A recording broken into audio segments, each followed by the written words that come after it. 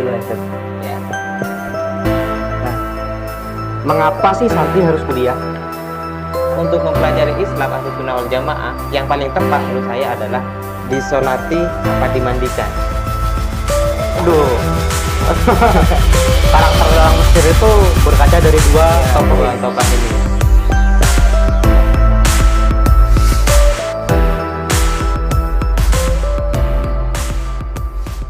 Assalamualaikum warahmatullahi wabarakatuh. Perkenalkan, nama saya Muhammad Kafin Rabbani. Saya santri di Nurul Islam dan ini juga rekan saya. Namanya siapa? Nama saya Ahmad Fauzan. Saya juga santri Nurul Islam. Nah, kebetulan kami ini dapat beasiswa, peraih beasiswa di Universitas Al-Azhar lewat jalur PBNU ya, PBNU. Lah, kebetulan pada kesempatan sekali ini saya dapat challenge nih. Saya dapat tantangan untuk menjawab beberapa pertanyaan yang sudah disiapkan sebelumnya. Saya dan Fauzan ini belum tahu ya pertanyaannya seperti apa. Jadi saya jawab spontan aja nanti. Entah bisa jawab atau tidak, saya akan jawab. Ya, mungkin kita mulai ya. Ini sudah ada pertanyaan. Pertanyaan pertama ya. Apa pengalaman yang terkenang? Mungkin dari Mas Fauzan. Kalau pengalaman terkenang selama saya mondok di Nuris adalah 2 tahun yang lalu saya ikut NSIP. NSIP itu adalah program tahunan Pondok Pesantren Nurul Islam, Nuri Student Exchange Program. Kebetulan saya ikut NSIP ke Mesir. Pengalaman yang berkenang itu ketika saya ke luar negeri. Karena apa? Karena itu merupakan kesempatan yang jarang dimiliki oleh santri.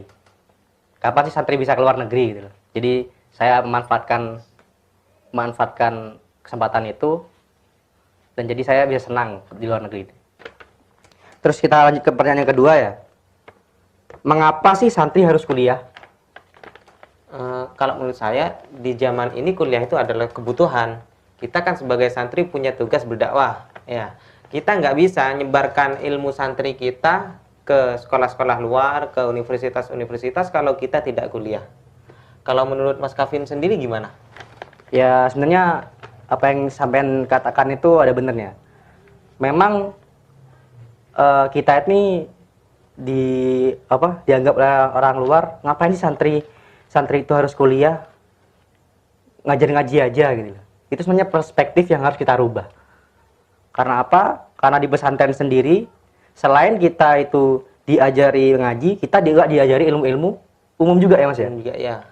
Jadi menurut saya kenapa santri harus kuliah itu menurut saya sebagai bukti bahwa santri itu bisa. Bukti sebagai alumni pesantren itu bukan cuma bisa ngajar ngaji doang. Kita bisa kemana-mana loh. Bisa jadi guru, bisa jadi arsitek, bisa jadi dokter. Gitu. Makanya santri itu harus kuliah. Mengapa sih memilih Mesir? Kenapa tidak ke Eropa atau negara lain? Saya atau samain dulu? Samain dulu. Ya. Kalau saya memilih Mesir, kenapa sih harus Mesir? Karena saya pernah ke sana, gitu. Jadi awalnya saya nggak mau ke Mesir, awalnya saya maunya ke Turki. Setelah saya ikut program NSIP, saya akhirnya tahu bagaimana budaya Mesir. Saya akhirnya tertarik untuk ke sana. Juga saya ingin menjadi orang yang berpengaruh di Indonesia ini. Maksudnya berpengaruh gimana? Lah gini. Kebanyakan alumni Mesir di Indonesia itu mereka memberikan pengaruh kepada masyarakat di Indonesia. Contohnya Ustadz Abdul Somad dan lain-lain. Jadi saya ingin menjadi orang yang bermanfaat dan berpengaruh di Indonesia. Sebagaimana hadis, khairun nas anfa'uhum binnas. Sebaik-baik manusia itu orang yang paling berpengaruh. Berpengaruhnya dalam hal positif ya. Influencer yang positif. Jadi kami sebagai santri milenial, sebagai santri masa kini, kami ingin berpengaruh dan juga bermanfaat kepada masyarakat Indonesia, terutama di Nuris ini, di pondok saya. Kalau Mas Fauzan gimana? Kalau saya milih Mesir karena satu, saya punya guru alumni Mesir. Ya, jadi dari guru-guru saya tahu Mesir itu seperti apa. Juga saya milih Mesir karena saya memang ingin mendalami ilmu agama. Saya ingin menjadi penerus kiai saya. Kiai saya sekarang mulai dulu berusaha memperjuangkan Islam Ahlus Sunnah wal Jamaah. Dan tempat untuk mempelajari Islam Ahlus Sunnah wal Jamaah yang paling tepat menurut saya adalah Mesir itu sendiri. Ya, setuju saya. Setuju. Setuju banget. Mungkin pertanyaan kelima. Adakah yang mendorong atau memotivasi agar kuliah ke Al-Azhar Mesir? Mas Kafin dulu. Saya dulu. Iya. Kalau yang mendorong pertama, banyak sih teman-teman, orang tua, pengasuh, guru-guru saya, dan juga yang pastinya saya sendiri. Kemauan saya sendiri. Itu. Kalau Mas Fauzan? Ya, sebenarnya sama. Banyak yang mendukung saya untuk kuliah di sana, terutama orang tua dan guru-guru saya. Juga diri saya sendiri. Kalau pacar nggak mendorong? Enggak ada, belum. Ya, ya. Apa jurusan yang dipilih dan mengapa milih jurusan tersebut? Samain dulu aja. Iya. Kan saya sudah 2 kali. Ya, insya Allah di sana nanti saya akan belajar di Fakultas Usuluddin, prodinya Akidah Filsafat. Kenapa? Karena saya ingin mendalami ilmu akidah. Sekarang kita ini sepertinya, kalau menurut saya, kita ini sekarang butuh kader akidah. Di sana orang-orang luar nggak cuma belajar fikih, nggak cuma belajar hadis, nggak cuma belajar tafsir, tapi mereka mendalami akidah. Ya, orang-orang di luar kita, orang-orang mereka yang tidak Dan sepaham juga dengan kita. membentengi kita ya, Mas. Ya, juga Memperkuat untuk- benteng akidah kita. Iya, saya ingin Dari mempertahankan. akidah-akidah yang nyeleweng. Mas. Iya, saya ingin mempertahankan akidah Asy'ariyah yang sekarang sudah mendarah daging di Indonesia ini. Kalau Mas Kavin gimana nanti? Kalau saya, sebenarnya saya ada agak bimbang ya antara jurusan. Karena ketika saya beasiswa PBNU ini, saya dapat memilih beberapa jurusan yang semua jurusan yang ada di Mesir. Baik itu umum, baik itu agama. Saya bingung antara ingin memilih umum atau agama. Tapi setelah saya cermati sendiri, juga pertimbangan orang tua, saya memilih tafsir. Kalau tanya alasan sih, ya karena saya semenjak SMA saya sangat suka pelajaran tafsir. Apa yang diharapkan dari kuliah di Al-Azhar Mesir? Ya, harapannya Yang diharapkan? dari kuliah di sana saya bisa mendapatkan banyak ilmu, banyak pengalaman juga. Untuk apa ya? Untuk kita semua di sini, di Indonesia, untuk dakwah nanti. Kalau Mas Kavin kira-kira apa? Ya kurang lebih lah sama. Karena tujuan kita ke Mesir ya tidak lebih tidak kurang itu pertama ya mencari ilmu gitu loh. Yang kedua kita belajar menghadapi budaya yang berbeda dengan budaya kita. Dan juga tujuan kita ya menjadi khairun nas Anfa'uhum linnas. Apa yang kamu ketahui tentang Mesir? Apa ya? Saya 2 tahun yang lalu ke sana. Yang saya ketahui cuma di sana ada universitas tua yang dikatakan katanya universitas Islam terbaik di dunia. Al-Azhar. Al-Azhar, ya. Di sana, Tapi kan di sana selain Al-Azhar juga banyak universitas yang bagus ya, Mas? ya banyak, ada Cairo University. Ada kayak University. Jadi juga jurusan umum juga banyak juga ya. banyak di sana, ya. Di sana juga bisa kita temukan banyak makam aulia, Makam. ya, makam pengarang kitab-kitab yang muktabar di kalangan Ahlus Sunnah wal Jamaah. Ya. Kalau saya ngetahui tentang Mesir, saya sama juga pernah ke sana sama Mas Fauzan. Jadi saya sudah banyak sih yang saya ketahui. Tapi yang paling mencolok apa? Ikonnya Mesir, piramid dan Sphinx. Yang pertama, gantian Mas ya. Ya, gantian. Siapa ulama pengarang kitab yang menjadi idolamu? Siapa? Pengarang kitab yang menjadi idola saya, siapa ya? Kalau menurut saya Imam Nawawi. Imam Nawawi. Ya, ada ahlul hadis dulu namanya Imam Nawawi, wafat sekitar tahun 676. Beliau punya banyak karangan, di antaranya Majmu' Syarah Muhadzab, itu sampai lebih 20 jilid. Ada juga Syarhun Nawawi ala Sahih Muslim. Di situ juga berjilid-jilid.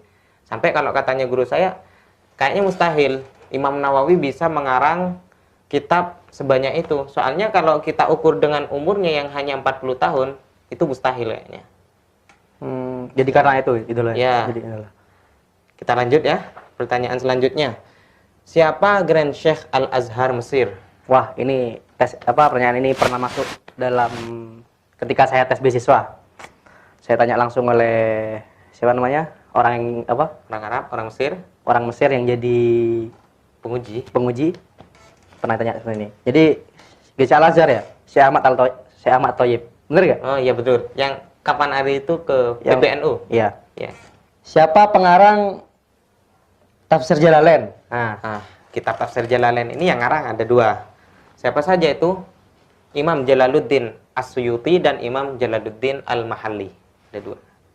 Soal selanjutnya, siapa pengarang kitab Al-Hikam? namanya Syekh Ibnu Athaillah. Bener kan? Ya, ini kan kitab yang tiap minggu kita Yang pelajari. tiap minggu kita pelajari, Ya, jadi sama sudah Gus Robit. nggak asing. Siapa pengarang salawat burdah? Setiap Jumat kita baca. Tiap Imam Jumat, malam Al-Busiri. Sabtu, Imam Al-Busiri. Makamnya ada di Alexandria ya. Mas? Alexandria. Ya, betul. Alhamdulillah kita sudah berkunjung. Kita sampai juga ke sana. Lanjut. Siapa musuh Nabi Musa? Wah, ini makanya katanya orang itu orang Mesir kalau bagus-bagus, kalau jelek-jelek. Karena kenapa? Di sana tempatnya Nabi Musa, juga tempatnya musuhnya Nabi. Oh, Yang jadi mengaku, karakter orang Mesir itu berkaca dari dua tokoh dua ini. tokoh ini ya. Siapa Kalau dia? jelek ya kayak Fir'aun. Nah, Kalau Bang Samian yang jawab. Sebutkan tempat wisata terkenal di Mesir. wah, tempat wisata terkenal ya.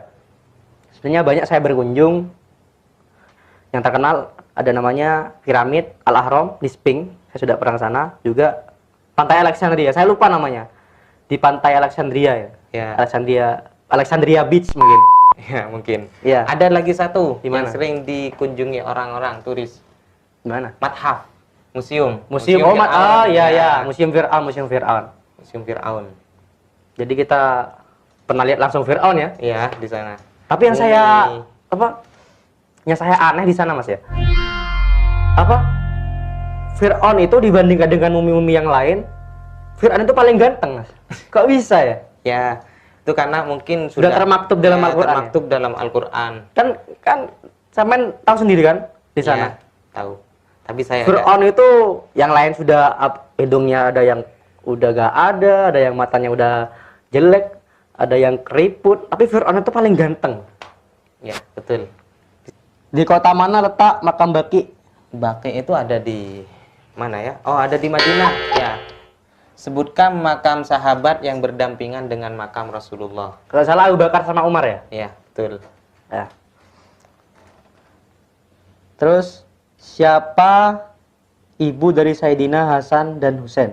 Ibu dari Sayyidina Hasan dan Husain adalah istri dari Sayyidina Ali, putri dari Rasulullah Shallallahu Alaihi Wasallam. Siapa dia? Dia adalah Sayyidah Fatimah Az-Zahra.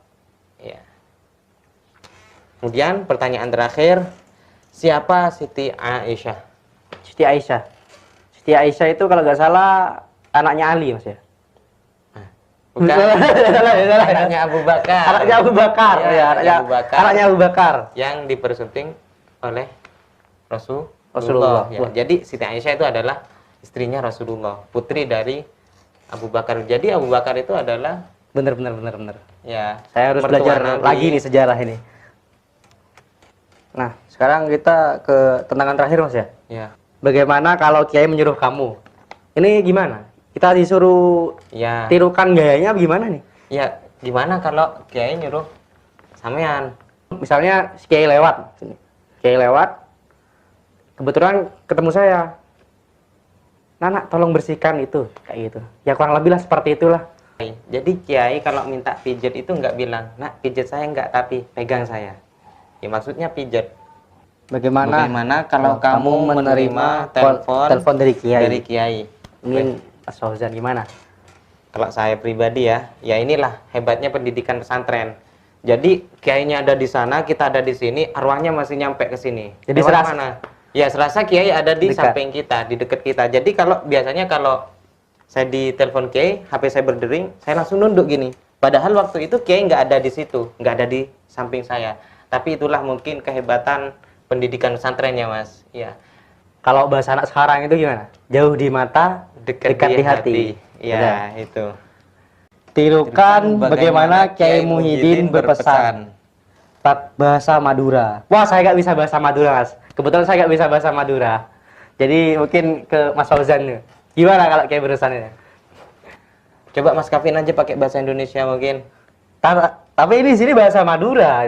Tirukan Iya. bagaimana Kiai Muhyiddin berpesan buka kurung bahasa Madura. Ya, jadi gini, sampean dulu bahasa Indonesianya, nanti saya madurakan. Gitu. Iya. Saya bahasa Indonesianya. Iya. Nanti saya madurakan. Saya translate ke bahasa Madura. Tapi jangan panjang-panjang, Mas. Iya. Iya. Ini repot. Saya nggak bisa kalau menirukan ya, ntar ya. Saya coba semirip mungkin. Iya, sama nanti saya juga. Di pondok kami itu ada namanya 6S. 6S. Itu yang sering Kiai pesankan kepada santri-santrinya. Apa 6S?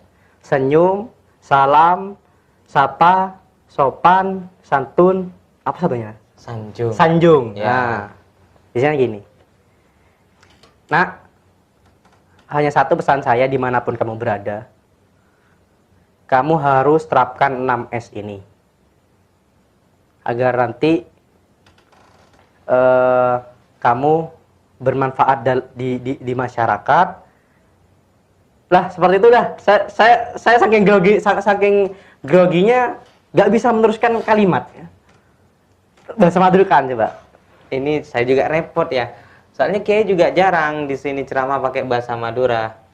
Yang bahasa Madura cuma yang pernah saya dengar biasanya suruh bersih-bersih. Cong bersih encong, cedak kedak. Nah, itu dah, itu kan termasuk pesan. Iya. Termasuk pesan. Iya. Ini saya dihimbau untuk menjawab cepat. Quick question, Quick. fast answer gitu. Tanya cepat, jawab cepat. Ya. Jadi gak usah alasan ya? Gak usah. Jadi kita langsung nanti kita ambil satu, kita tanya langsung kita jawab. Ya, ya. Siapa dulu? Sama dulu. Set dulu ya, Set. Ya. Nah, yang menang duluan. Boh, gak bisa Mas. Yang kalah duluan. Ya. Tidak, oke. Sarung apa celana? Sarung. Sarung lah. Ya. Kaum sarungan. Kaum sarungan.